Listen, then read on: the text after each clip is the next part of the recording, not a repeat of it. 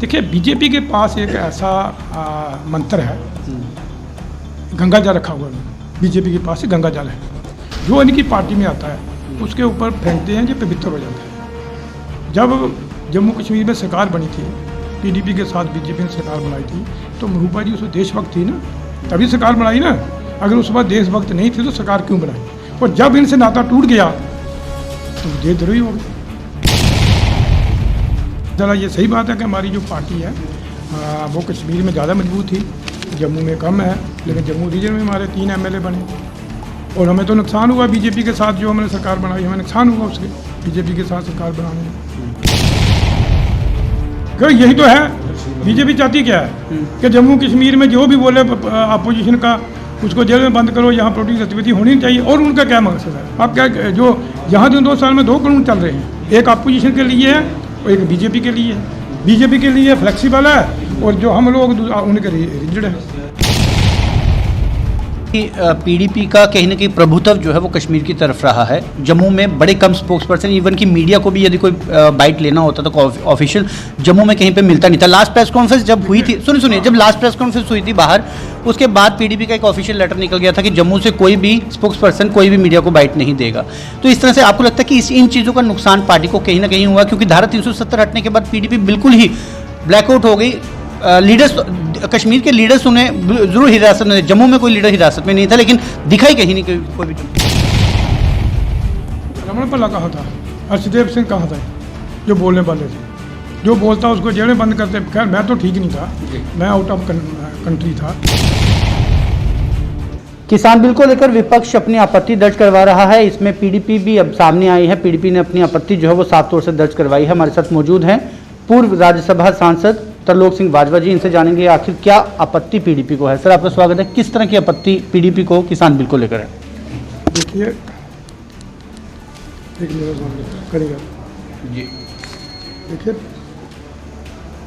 हम जो पीडीपी है वो इसकी सपोर्ट कर रही है। एज ए किसान होने के नाते, एज ए पीडीपी का मैं मेंबर पार्लियामेंट रहा हूँ, उसके नाते मैं इसकी पूरी सपोर्ट करता हूँ कि जो किसान है हमारा सड़कों पे है, हम उनके साथ हैं, हम उनके साथ हैं, हम उनकी पूरी सपोर्ट करते हैं। यहाँ तक आपत्ति की बात आपने कहा, देखिए ये जो कानून सरकार ने बनाया है ये किसानों के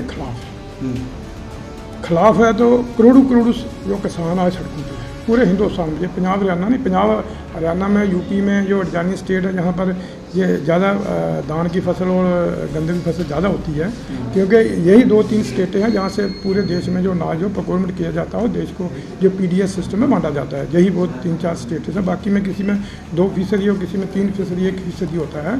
तो इसलिए किसान एक ही डिमांड कर रहा है, जो अभी रिसेंटली जो इन्होंने 3 बिल जो लाए हैं कि आप इसको जो एमएसपी है, आप बार बार कह रहे हैं कि एमएसपी जो है वो हम 1.5 गुना करने जा रहे हैं। आज से नहीं बल्कि 3-4 साल से जो प्रधानमंत्री बार बार कह रहे हैं, एक झूठ के ऊपर दूसरा झूठ बोलते हैं।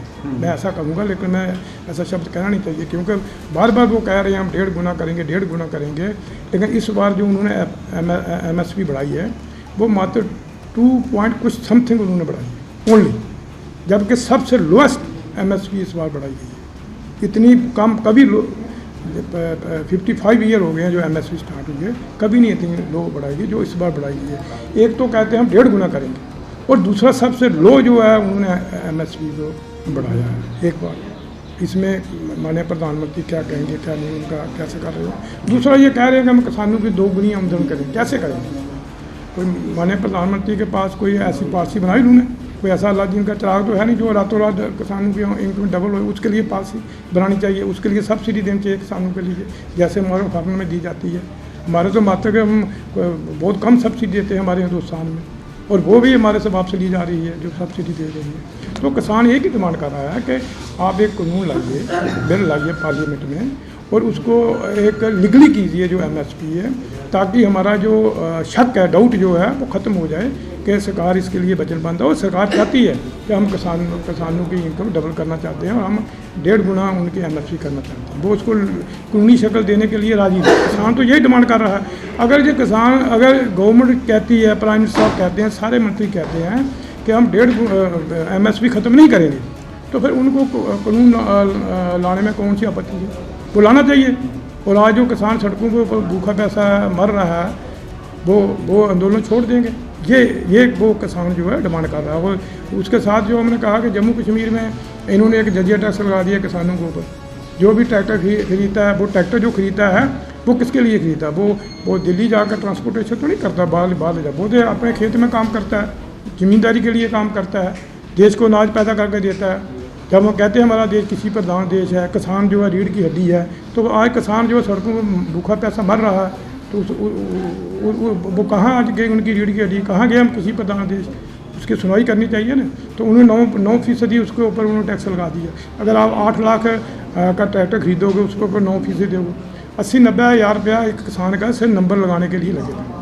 एक तो वो वापस करना चाहिए। जब हम रजिस्टर कराते हैं ट्रैक्टर को वहाँ RTO ऑफिस में, तो वहाँ 9% हमें देना चाहिए था। पहले 3-4 हज़ार में वो रजिस्टर हो जाता था। तो एक तो ये एक तरफ से ये किसानों के देशी बने हुए हैं, किसानों के हमदर्द बने हुए हैं, और दूसरी तरफ वो किसानों को आज सड़कों पे है, टैक्स पर टैक्स लगाया जा रहा है। MSP जो पहले से भी कम की जा रही है।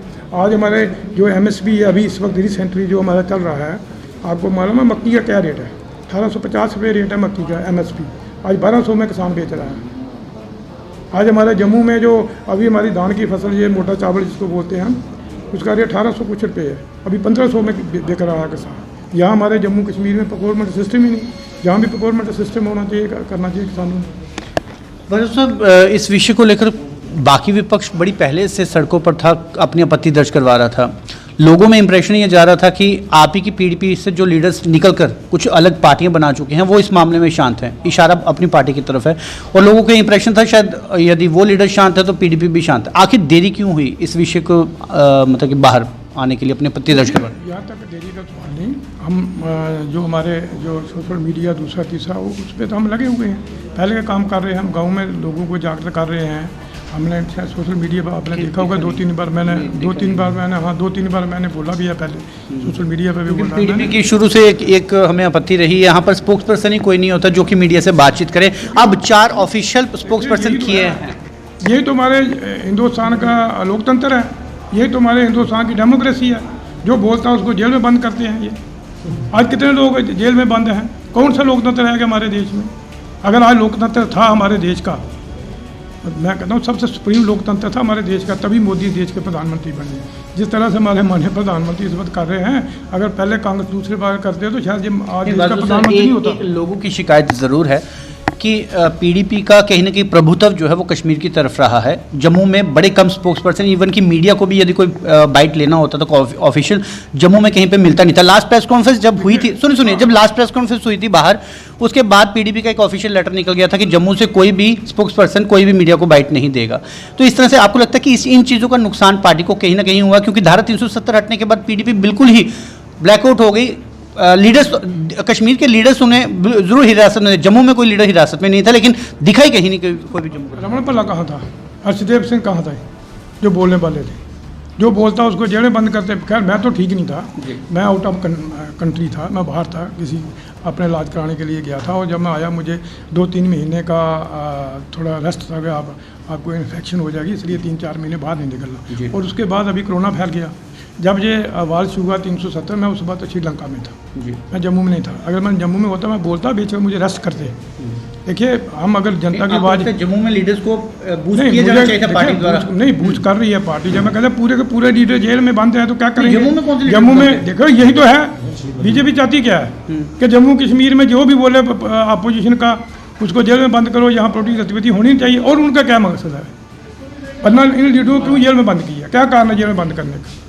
आपने आर्टिकल 370 और 35 ये वाल्स किया, अच्छी बात है, आपने जो करना था आपने कर दिया। अगर ये कहते नहीं होना नहीं करते अब, लेकिन आपने पूरे के पूरे जितने लीडर थे हर के पार्टी के आपने बंद कर दिए जेल, किसी को हाउस अरेस्ट कर दिया, किसी को दूसरी तरफ कर दिया। कौन सी लोकतंत्र रहा? कौन सी डेमोक्रेसी रही? मैडम तो आज 3 CBI हो, ED हो और इनकम टैक्स हो, ये देश को चला रहे हैं। तो ऐसे कैसे चलेगा? PDP नहीं, आशा देखिए, आशा चलेगा।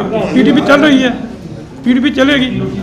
अभी तो इन्होंने जो स्टेट थी उसको ख़त्म कर दिया, यूटी बना दिया, तो लोगों में थोड़ा सा हो गया, कम हो गया, थोड़ा इंटरेस्ट लोगों में कम हो गया। वो हमारा नहीं हुआ, पूरी जितनी भी हमारी पोलिटिकल पार्टी है सबका हो गया, यहाँ तक कि बीजेपी लोगों का भी हो गया। बीजेपी लोग क्या कर रहे हैं वहाँ, जिनकी सरकार है वो क्या कर रहे हैं? आज तो जम्मू कश्मीर में सरकार बीजेपी की है ना, पहले तो पुलिस ने सरकार थी, ये मान लीजिए नहीं, कि पहले जिसकी लाठी पुलिस- उसकी बैंड से बीजेपी देखिए, उसी तरह से कर रही नहीं है। जिसकी लाठी उसकी बैंड होती नहीं, बीजेपी लेकिन कर है रही है। नहीं, अभी है।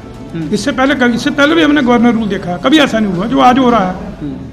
जो आज गवर्नर रूल में हो रहा है हमने कभी नहीं देखा, ये इस बार हो रहा है। देखिए अब क्या, जो यहाँ 2 साल में 2 कानून चल रहे हैं, एक अपोजिशन के लिए है और एक बीजेपी के लिए है।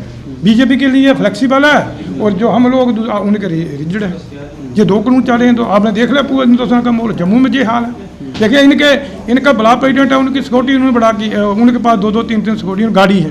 देखिए जो अपोजिशन के लोग हैं उनकी सिक्योरिटी उन्होंने बढ़ा कर ली है, उन्होंने गाड़ी वापस ले ली है। मेरी भी सिक्योरिटी बढ़ा की हुई है। मैं एक मेंबर पार्लियामेंट रहा हूँ, मैं पार्लियामेंट हूँ, पार्टी का सीनियर वाइस प्रेसिडेंट रहा हूँ। जम्मू में पार्टी को हमने बनाया है, मुझे 30 साल हुए मुफ्ती साहब के साथ चलते हुए। हमारी सिक्योरिटी उन्होंने बढ़ा कर ली और अपने जो इनके लोग हैं उनको हर एक को सिक्योरिटी दे रखी है। तो ये यही चाहते हैं कि जहाँ जम्मू कश्मीर में कोई अपोजिशन नहीं रहनी चाहिए, एक रहनी चाहिए, वो बीजेपी रहनी चाहिए। इनको पता है जम्मू में बीजेपी का जनाधार नहीं था, जो था वो अब लोगों को पता चल गया जम्मू कश्मीर में क्या हाल है। जम्मू कश्मीर में इस वक्त जम्मू का जो जम्मू के थे बड़े हमदर्द बने हुए थे, क्या किया जम्मू में जब से जो 2 साल हुए, ये कहते थे आर्टिफिशियल लेक है यहाँ पर, बनाई किसी ने। पहले कहते थे कश्मीरी की लीडरशिप नहीं बनने देती थी, अब क्या किया उन्होंने। हमारे को 15-20 पार्ट हैं जो टूरिज्म के ऊपर आए थे। बसोली था, बनी था, मानसर था, यहाँ बहु प्लाजा था, ये हमारी ये आर्टिफिशियल लेक थी, हमारे सुजेतगढ़ में था, वहाँ गराने बैट लैंड है वहाँ पे था, चांबलिया था, यहाँ बफलियाज था, शुभखेड़ी थी। वो सब किसी में हुआ काम आज 2 साल में। पहले तो हम 2 देते थे, कश्मीरी कश्मीरी कश्मीरी कश्मीरी नहीं करने देते। आज हम किसको 2 दें? इस वक्त तो सीधा प्रधानमंत्री है। जो जम्मू कश्मीर में चल रहा है वो तो सीधा प्रधानमंत्री के या होम मिनिस्टर का अधीन है। पहले तो हम किसी को ब्लेम लगाते, मंत्री होते हैं, MLA होते हैं, आज तो कोई नहीं है। जो कुछ हो रहा है उनके इशारे पे हो रहा है। लास्ट क्वेश्चन कि मैडम अभी भी हाउस अरेस्ट में है, किस तरह की अपील करना चाहिए? हमने कहा अगर आप ये कहते हैं कि जम्मू कश्मीर में सब ला ठीक है, जहाँ पे अमन मान है, जहाँ में विकास का दौर शुरू हो गया, डेवलपमेंट हो रही है, सबको ठीक है, तो फिर जितने भी मैडम में हुआ जो आप सब ने क्या वजह क्या मानते हैं? फारूक अब्दुल्ला छूट गया, उमर अब्दुल्ला छूट गए, महबूबा मुफ्ती क्यों बंद है? नहीं, अब हमें क्या पता है। नहीं, कुछ तो समझ देखिए यहाँ सरकार क्या कहती है? देखिए बीजेपी में एक है, आप भी समझते होंगे, आप बोले या ना बोले, कहें नहीं कहें, देखिए बीजेपी के पास एक ऐसा मंत्र है, गंगा जल रखा हुआ है। बीजेपी के पास गंगा जल है, जो इनकी पार्टी में आता है उसके ऊपर फेंकते हैं, जो पवित्र हो जाता है। जब जम्मू कश्मीर में सरकार बनी थी, PDP के साथ बीजेपी ने सरकार बनाई थी, तो महबूबा जी उस देशभक्त थी ना, तभी सरकार बनाई ना।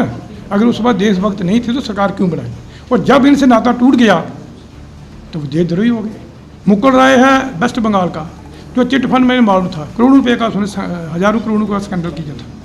वो जब दूसरी पार्टी में था तो उसके ऊपर केस था CBI का, और जब वो बीजेपी में आ गया तो वो अंबर जो चनाम था ऊपर गंगा जल फेंका, वो पवित्र हो गया। अच्छा, आज कहीं नाम नहीं देते उसका। आप ही के पार्टी, हाँ, ये पूरे देश में चल रहा है, एक में पूरे देश में चल रहा है। आप ही की पार्टी के जो नेता अलग पार्टी बना के बैठे हैं, क्या लगता है आपको उनके ऊपर भी कहीं ना कहीं बीजेपी का हाथ है? नहीं, ये पार्टी कहा जाता है। देखिए पार्टियाँ तो आपने देखा, एक मुफ्ती साहब भी किसी पार्टी में थे, बाद में पार्टी बनी। जितने लोग हैं, कितने शरद पवार किस पार्टी में था, पार्टी बनी। आज कितने लोग हैं जो बीजेपी से नाराज होगा। अडवाणी कहाँ आज, मुरली मनोहर जोशी कहाँ आज, शत्रुघ्न सिन्हा कहाँ आज। तो ये पार्टी में चलता रहता है। डिफरेंसेस पार्टी में पॉलिटिकल डिफरेंसेस होते हैं, पार्टी बनती हैं, मर्ज होती हैं, चलती हैं। यही मैं आपको मालूम है, जिस वक्त मोदी जी ने कहा था नीतीश के ऊपर आपके DNA में फ़र्क है, आपको शायद नहीं मालूम होगा, कहा था DNA में आप में फ़र्क है, उसका मतलब क्या होता है? DNA फ़र्क। और उसने नीतीश जी ने कहा था मर जाऊँगा, बीजेपी के साथ नहीं जाऊँगा। आज दोनों इकट्ठे हैं। ये राजनीति चलती रहती है, कोई आता है कोई जाता है, पार्टियाँ अपनी जगह खड़ी रहती हैं, पार्टी कभी ख़त्म नहीं होती। मैं मानता हूँ PDP को नुकसान हुआ है, लेकिन जो भी जहाँ MLA बना, कोई मंत्री बना, हम अगर मेंबर पार्लियामेंट बने या दूसरा बना, तो पार्टी वजह से बने। आज अगर मोदी है तो आज वो पार्टी वजह से। उसी नुकसान की लास्ट में बात करूंगा कि आधे लीडर्स इस समय अपनी पार्टी में जा चुके हैं। जम्मू में पहले ही पार्टी का आधार बहुत ज़्यादा कमज़ोर था, यहाँ पर लीडर्स बड़े कम थे, तो आपको लगता है कि अब पार्टी को फिर से बूस्ट करने की ज़रूरत है, क्योंकि काफ़ी ज़्यादा कमज़ोर स्थिति में है PDP। अध्यक्ष जो है वो इस समय जेल में बंद है। देखिए जी, हर एक स्टेट में ऐसा होता है, किसी जगह पार्टी का अपर हैंड होता है, किसी जगह कम होता है।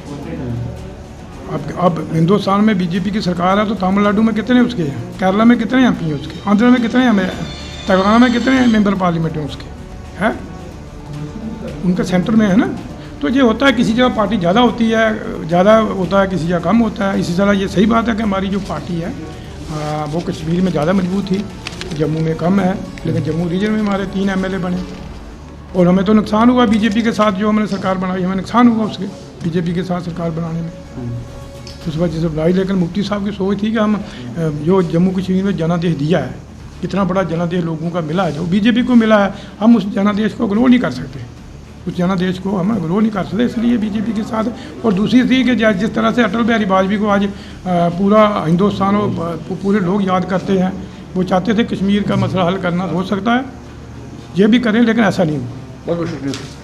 तो बीजेपी कहती है कि पीडीपी से उसे नुकसान हुआ। पीडीपी का मानना है कि कहीं ना कहीं जो गठबंधन बीजेपी के साथ किया गया उसमें नुकसान साफ तौर से पीडीपी को हुआ है। लेकिन बड़ा सवाल यह है कि आखिर पीडीपी का भी यही आरोप है कि भाजपा के पास ऐसा कौन सा मंत्र है जिसके द्वारा जो भी बीजेपी में शामिल होता है तो वो पवित्र हो जाता है, और क्यों